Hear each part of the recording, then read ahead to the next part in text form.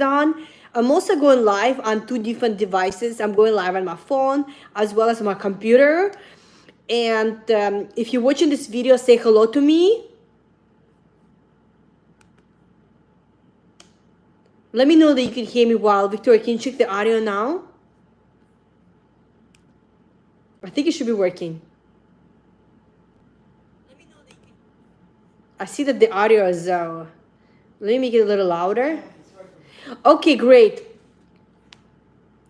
Okay, so if you're watching this video, drop by and say hello. I just finished a class with one of our clients, and I'm really excited that one of the clients that we helped with alopecia, her hair regrew completely, and she had no hair. She lost her eyelashes, her eyebrows, and she completely lost all of her hair, and it has regrown. So we had a really good class today with our clients. It was really exciting to see our clients doing so well. So if you're looking to get help with your health, then you can reach out to us to join the waiting list for our next opening. And in this video, what I really want to talk about first is biohacking. And we recently made a post about biohacking. So we see so many posts about biohacking these days. People tell you to take the supplements, sit under red light, plunge into freezing water, fast all day. And these claims, they sound really incredible, but if you dig a little deeper, you'll find science often falls short of the hype. So we recently followed a millionaire who's trying to hack aging. He's now selling a list of supplements and promoting an elaborate anti-aging regimen.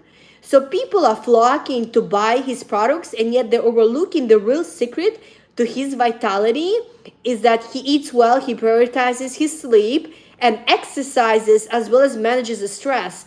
And after helping hundreds of people reverse arthritis, alopecia, kidney disease, gastritis, and many other diseases globally, oftentimes in just 40 days, by teaching the simple practical steps to rapid reversal of inflammation, we've seen that what it really takes to increase your longevity and improve your health, it's not the supplements that you take or the biohacking you're doing, it's the simple steps that people implement.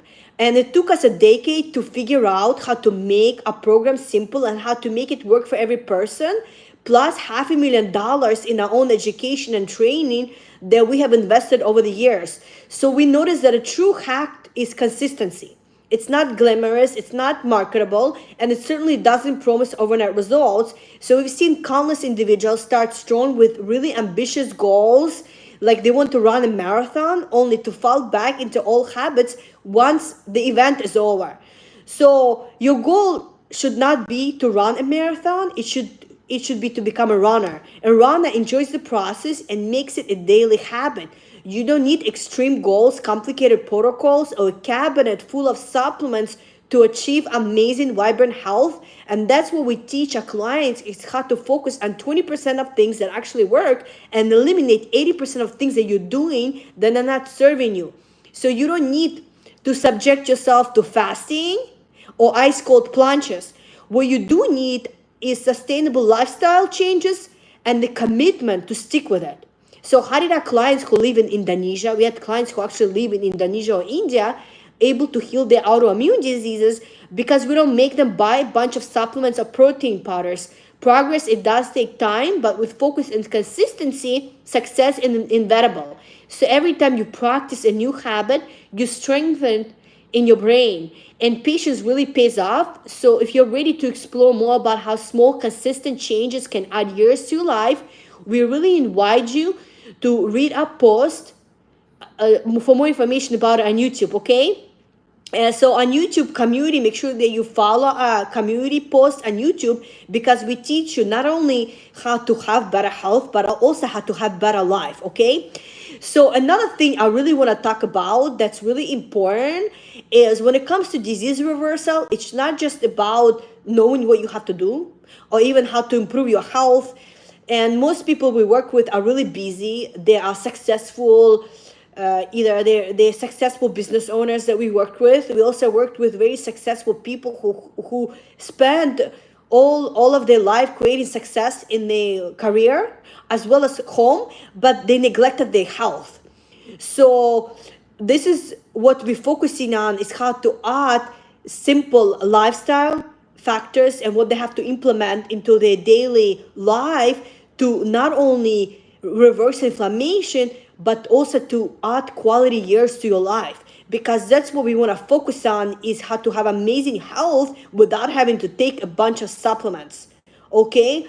So it's all about consistency over millions of things that people feel like they have to do, but they actually don't have to do. So in this video, what I want to talk about is how to break free from guilt and transforming self-sabotage into growth, because a lot of people, especially mothers, they feel guilty when it comes to wanting to improve their health or investing into themselves. So most of the fear that people have today, if you really get to the root of it, that fear is, am I good enough? Am I going to mess up my life or my health? Am I going to make it? A lot of people are worried about the health. And you can trace it back to this psychological ingredient called guilt. And the reason guilt is such a big deal is because the human brain, it doesn't know how to process it. Most emotions, if you just let it out, the letting out of that emotion can sort of fix it. But with guilt, the more you expose yourself to it, the worse it gets. So guilt, it can't just be released, it has to be transformed. And that's one of the things that we teach in a program, is how to not feel guilty and also feel like that you deserve to have all the amazing things in your life, including health. So there's a lot of people that if you look at their life and they're honest, there are things in their life that they're not even trying to do better at. And it's not because they're necessarily afraid that it won't work out, it's because they feel like they deserve it for it not to work out. So it becomes guilt when you have this process that runs through your brain and you begin to think, maybe I deserve to be sick, or maybe I deserve for it not to work out. And guilt is what leads to suicidal tendencies. Even if it doesn't push you to suicidal levels, it will cause self-sabotage and the likes of which you've never seen before. Okay, so that's why a lot of people self-sabotage themselves when it comes to improving their health or even their career. They sabotage and they went back to baseline. And I'm gonna share with you real life stories of how it has happened to people that you have known, that you know as well. Okay, so if you're watching this video, like this video, share this video with other people that you feel like should really watch it as well. And let us know if you have any questions for me. Hi Julia, good to see you. Hi Mike, good to see you. So just a summary, in this video I talked a little about biohacking and why biohacking is not needed at all to have amazing health. Victoria, can you please mute it because I can hear you in the background? Another topic of this video is how to break free from guilt and transform your self-sabotage into growth. That's another thing I want to talk about. What most people don't realize is that their lives are not just not working out because it is hard. Their lives are not working out because they don't believe that they deserve for their lives to work out. And this is the damage of guilt. In the Bible, there are stories of these men and women who are not very smart, but somehow they change the world. So do you ever feel like you are smart, but then you make such a stupid decision and you feel like maybe I'm not smart enough? And it happens. Just like Moses, okay? You probably heard of Moses in the Bible. Moses, he raised as a prince of the largest dynasty in the world at that time, just making stupid decisions. He's really making these bad decisions. And this is really our life. This is the story of our lives. So there's this story in the Bible that you probably heard about, the man named Peter.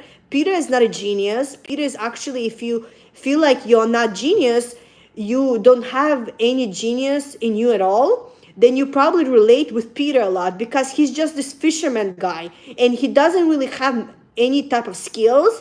He's kind of just existing. But for whatever reason, he's picked and he's promoted and he gets into this position where he's over his head, and we're talking about guilt here. So at the end of his mission, the most important person in his life is basically tells him that you're going to betray me.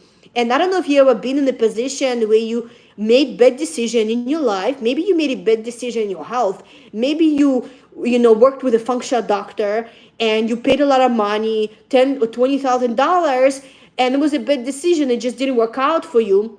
But the problem is, in order to correct a bad decision, you have to make another decision. That's the only way to correct a bad decision. And that's something I learned from my business coach that I paid $100,000 over the course of 5 years to learn from him. So he told me that in order to correct a bad decision, is not just to do nothing at all. That's what most people do. They do nothing at all. Is to make another decision. And remember, if you don't do anything at all, you're already making decision to not do anything at all.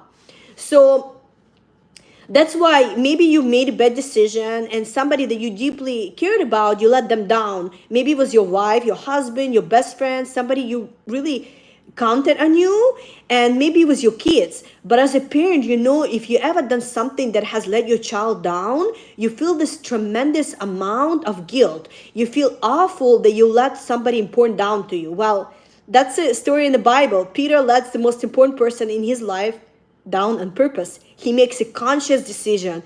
Jesus tells him, "You're going to betray me." And he's like, "I'm never going to betray you." And Jesus calls him Satan. And I would really hate to imagine God is calling you the devil. That's pretty rough. So Peter doesn't care. He just kind of keeps going. And then less than 24 hours later, he betrays Jesus. It's his favorite person in the world. It's his best friend, and he lets him down. And what does Peter do after that?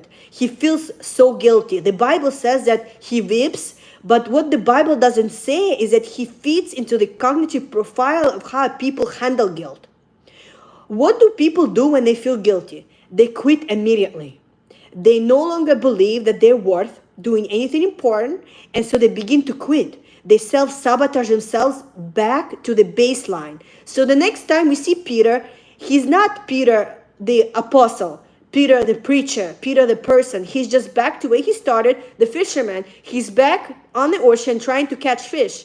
So I want you to relate this to yourself, because we all made bad decisions in our life, including myself, but it's a guilt that actually destroys us. So instead of feeling guilty about all the bad decisions you've made, what you want to do is try to correct your decisions and make other decisions. Okay, so this is guilt. The first thing guilt will do is it will take you back to the original location where you started before the guilt showed up, and it will forcefully reset you back to the place in time where you do not want to be, the place you were saved from, the place that you were able to make it past, the place that you overcame.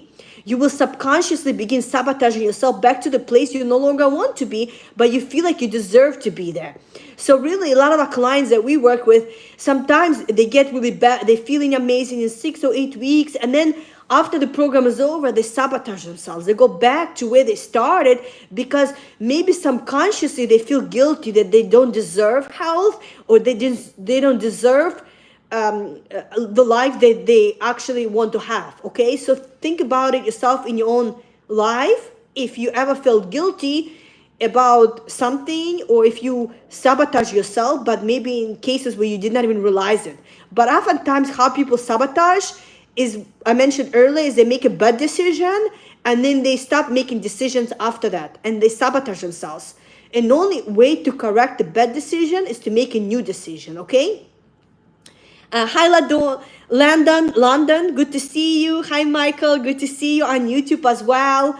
And I'm on Facebook. Thanks, everybody, for tuning in. So this is when you know a person has guilt running their identity, because they just self-sabotage in their way back. Oftentimes, they don't even realize that they're doing it. So guilt will force you back to where you subconsciously believe this is where you deserve to have in your life, in relationships, in your health, because you've been told lies that you cannot change your health, you cannot change your life, you cannot change your careers, you cannot do anything. And if you want another story of a person who's been able to change their life, Oprah. Think about Oprah, how she grew up in a very unfortunate situation, all the bad things happened in her life, but who she became, Oprah. And also Lewis Halls. And there's a story of a woman who started her business when she was 80 years old, and she had a successful publishing business. No, I think she was 70 years old, even though so many unfortunate things happened to her, including cancer. She was struggling with cancer, but she believed that, she can have a better life, okay? The most important thing about guilt is more than any other ingredient is guilt is not a fault. We can't necessarily take responsibility for it in the way that with normal things. So instead of tying your self-identity to making a good decision, it would be better for you to tie your self-worth to correcting bad decisions quickly. That's where we want identity to be powered from. And that's what my business coach taught me. Is because we all have made bad decisions in our life, including myself. But what we want to do is learn from those decisions and also try to make another decision to correct it, okay?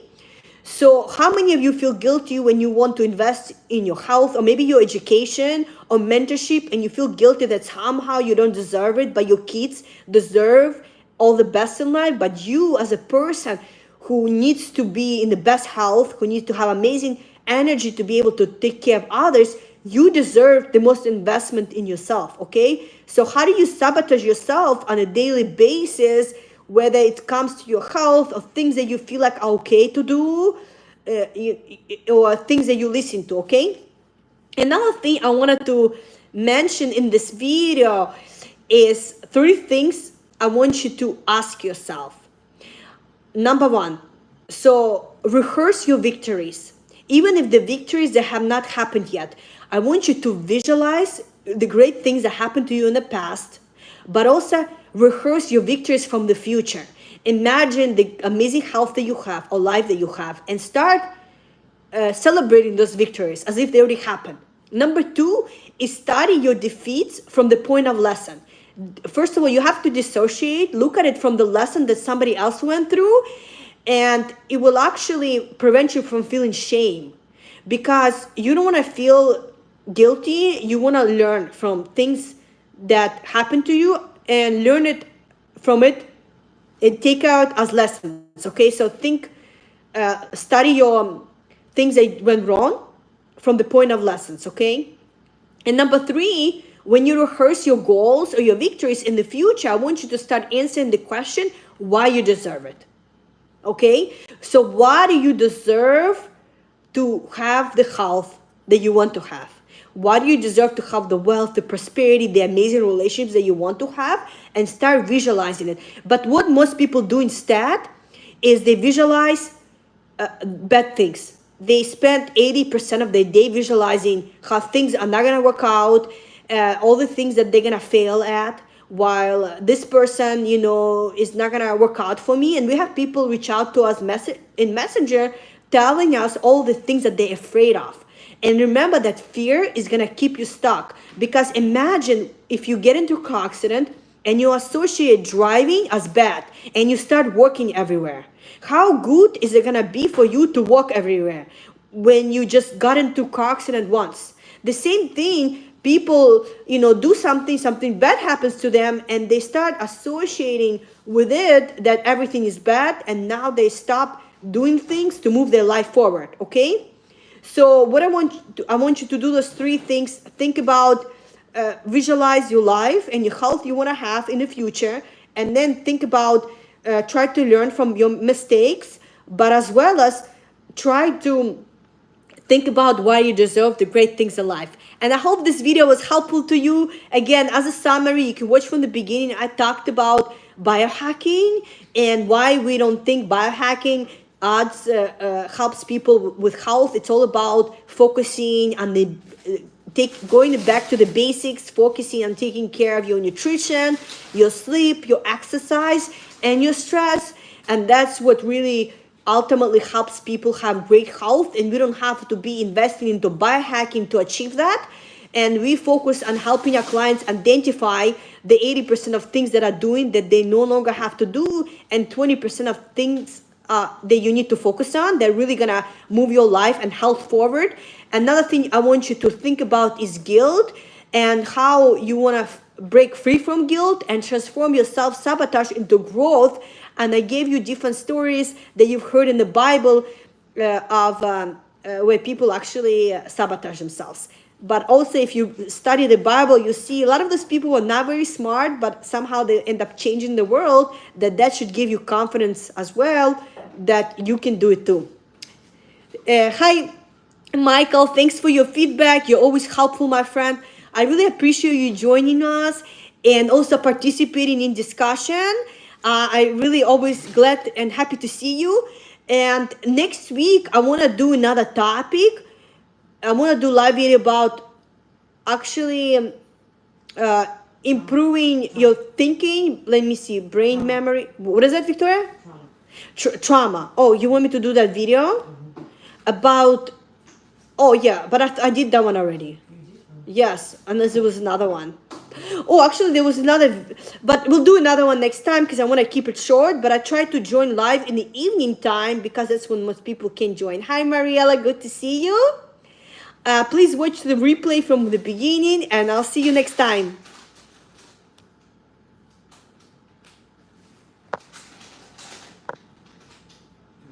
Cut her in this video. Hold on.